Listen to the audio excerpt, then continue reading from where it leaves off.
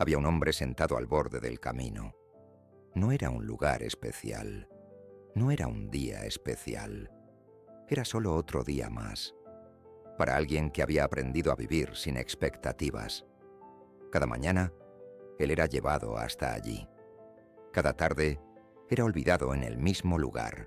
El polvo se acumulaba en su ropa, el sol quemaba su piel, y los sonidos de la ciudad eran lo único que le recordaba que el mundo seguía avanzando. Sin él.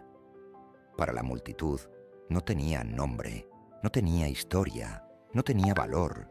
Era simplemente el ciego, un hombre reducido a su necesidad, a su silencio forzado, a una vida marcada por la dependencia. Pero aquel día, algo invisible estaba cambiando, porque Jesús estaba pasando por Jericó. Y cuando Jesús pasa, nada permanece igual. Jericó era una ciudad viva, antigua, importante, llena de comercio y movimiento. Personas iban y venían, mercaderes gritaban sus precios, niños corrían por las calles, viajeros levantaban polvo con sus pasos, y ese día había algo diferente en el aire, un murmullo creciente, una expectativa colectiva, un nombre que se repetía de boca en boca. Jesús, Jesús de Nazaret. Muchos querían verlo, algunos querían tocarlo, otros querían ponerlo a prueba. Había quienes buscaban un milagro, había quienes buscaban respuestas y había quienes solo querían criticar. Jesús ya era conocido por sanar enfermos, por hablar con autoridad, por acercarse a los rechazados y confrontar a los religiosos. Donde él iba, la multitud lo seguía. Pero mientras todos miraban a Jesús, Jesús ya había visto al ciego. Ese hombre había aprendido a vivir escuchando. Escuchaba los pasos apresurados, escuchaba las conversaciones ajenas, escuchaba las monedas caer cuando alguien tenía compasión. También escuchaba los suspiros, las burlas, el desprecio silencioso. Ser ciego en aquella época no era solo una condición física, era una sentencia social. No había oportunidades, no había educación, no había futuro. Dependía completamente de la misericordia de otros. Y aún así, su corazón no estaba muerto. Había aprendido a sobrevivir, pero nunca había dejado de esperar. Ese día, los sonidos eran distintos. Había más gente, más pasos, más voces. Entonces preguntó, con una voz cansada pero cargada de curiosidad: ¿qué está pasando? Alguien respondió rápidamente, sin detenerse: Jesús de Nazaret está pasando. Jesús, ese nombre atravesó su interior. Había escuchado historias, había oído rumores, relatos de sanidades, relatos de vidas transformadas. Y de repente, ese Jesús estaba cerca, muy cerca. Su corazón comenzó a latir más fuerte. Una esperanza antigua despertó. Una fe que parecía imposible comenzó a tomar forma. Entonces, sin pensar en la multitud, sin temer al rechazo, sin calcular las consecuencias, abrió su boca y gritó: Jesús, hijo de David, ten misericordia de mí. No fue una oración elegante, no fue una frase ensayada, fue un clamor, fue desesperación, fue fe cruda. Y la multitud reaccionó. Algunos se incomodaron, otros se molestaron, otros se sintieron interrumpidos. ¡Cállate! No molestes al maestro. Jesús no tiene tiempo para ti. Pero el ciego no se detuvo. Porque cuando alguien ha vivido demasiado tiempo en la oscuridad, no teme levantar la voz. Al contrario, gritó aún más fuerte, con más urgencia, con más fe: Jesús, hijo de David, ten misericordia de mí. Y entonces, algo sucedió. Jesús se detuvo. La multitud se detuvo. El ruido se detuvo. El momento se detuvo. Jesús se detuvo por un hombre que nadie quería escuchar. Jesús se detuvo. No fue un gesto apurado. No fue una pausa por accidente. Jesús se detuvo con intención, en medio de la multitud, en medio del ruido. en medio de la prisa. El camino estaba lleno. La agenda seguía. Pero Jesús se detuvo. Y cuando Jesús se detiene es porque alguien ha sido visto. Jesús levantó la voz y dijo: «Tráiganlo aquí». Aquellos que segundos antes lo reprendían, ahora cambiaron el tono. La misma multitud que lo mandaba callar, le decía ahora: «¡Ánimo! ¡Levántate! ¡Te llama!». Así es siempre. El mundo primero rechaza, pero cuando Jesús llama, el rechazo se transforma en oportunidad. El ciego se levantó de un salto.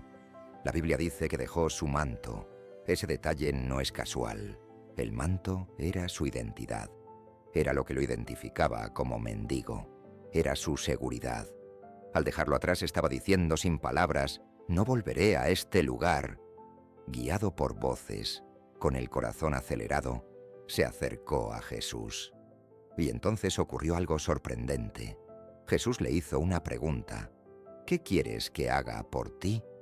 Jesús sabía que era ciego. Todos lo sabían. Pero Jesús quería algo más profundo. Quería escuchar su fe. Quería que expresara su deseo. Quería que creyera en voz alta. Y el hombre respondió sin dudar: «Señor, que yo vea». No pidió dinero. No pidió protección. No pidió una vida más fácil. Pidió visión. Pidió aquello que cambiaría todo. Entonces Jesús habló: «Recibe la vista. Tu fe te ha salvado».